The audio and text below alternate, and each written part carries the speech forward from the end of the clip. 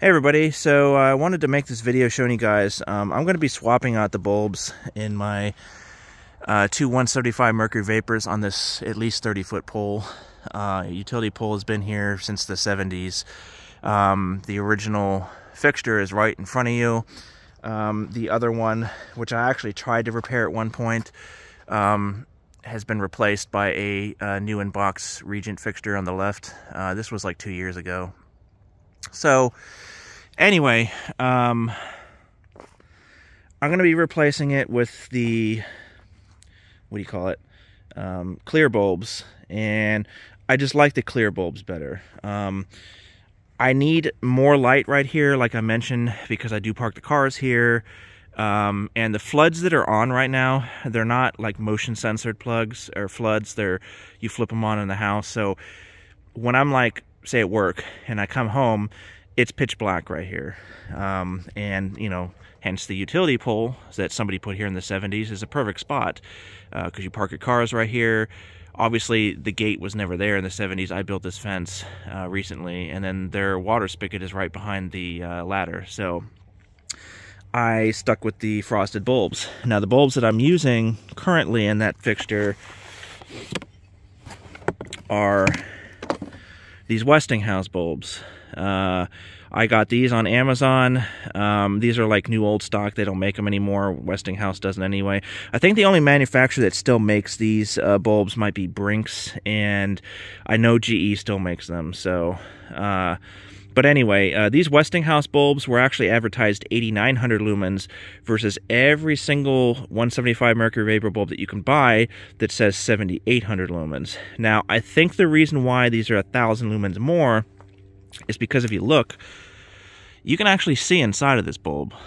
You can see the arc tube in there, and it's actually a full-sized or full-length arc tube. It's not one of those short ones, the poor quality arc tubes that you find on some of these newer bulbs today.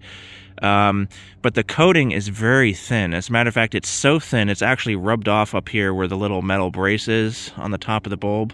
And even without that LED light shining on it, you can still see through it. If you carefully look or pause the video, you can see right through it. So I think that's how they get the extra brightness on these bulbs, is the very, very thin coating.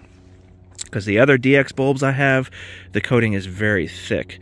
And the thicker the coating is, the more light it actually blocks, even though it's producing more light that you can see because it's a white bulb versus, you know, the bluish green like these over here. So, but I'm going to switch them out because, you know, they've been in there for a year and a half, and why not, you know?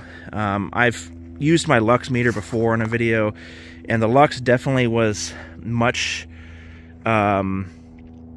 less with the clear bulbs.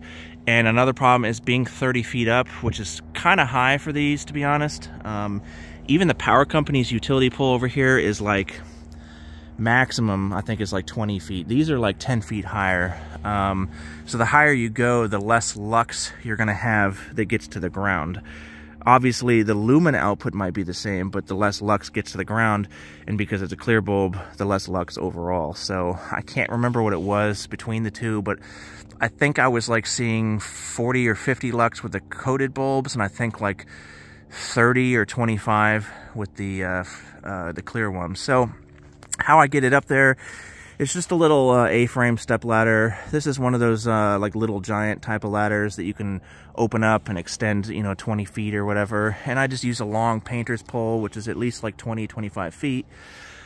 And I stick it on one of these little light bulb grabbers that you can buy in Walmart. Now, I tape it, and the reason why I tape it is because, especially for the older bulbs that have been up there, which are dusty and stuff, even though it has rubber thingies on this thing that grab the bulb, it tends to slip, so the tape helps. And it also helps secure it so it doesn't like fall out when I'm trying to get it up there. And another problem I'm having is my friend who came here with a bucket truck, who works for the power company, that's how, you know, I got these things working.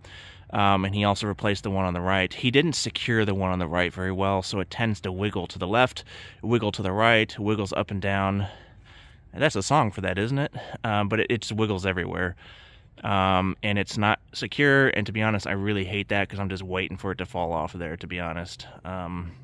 The amount of times I've wiggled it left, right, up and down. I don't know if it's wiggled off of the arm or if it's still on the arm, you know what I mean? So eventually it's probably going to fall off and I have to borrow my friend's 30-foot ladder to get up there. But anyway, for now the tape helps. So I'm going to show you guys how I do this, so I don't just keep blabbering.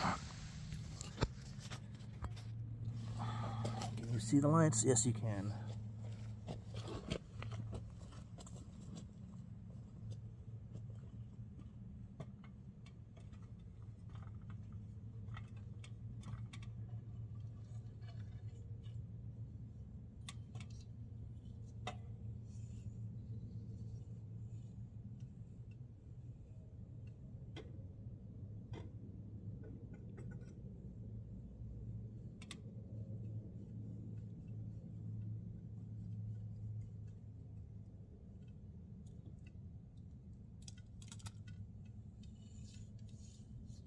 Just like that, you're done.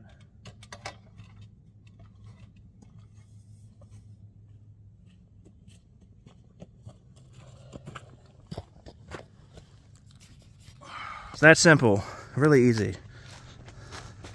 So let me turn this one on. Let me turn them both on, why not?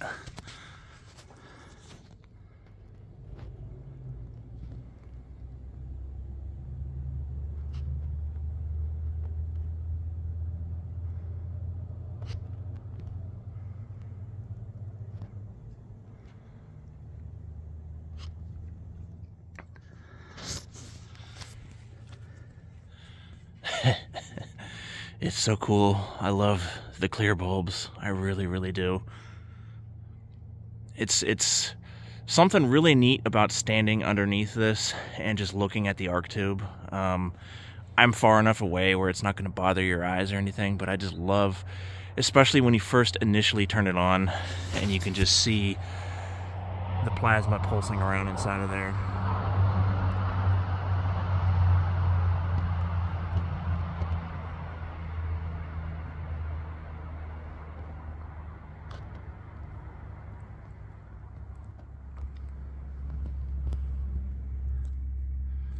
So there you go. I won't extend the video anymore. I really wish the camera could get what I can see. For some reason, cameras are just, as advanced we are today, they just can't get what your eyes see. You can't see the arc tube down here. All you see is just a big blur. But yeah, I'm going to try to stick with these for now. If I get desperate and need more light, I'll just swap them out again. But yeah, that's just the video I wanted to show you guys. Thanks for watching.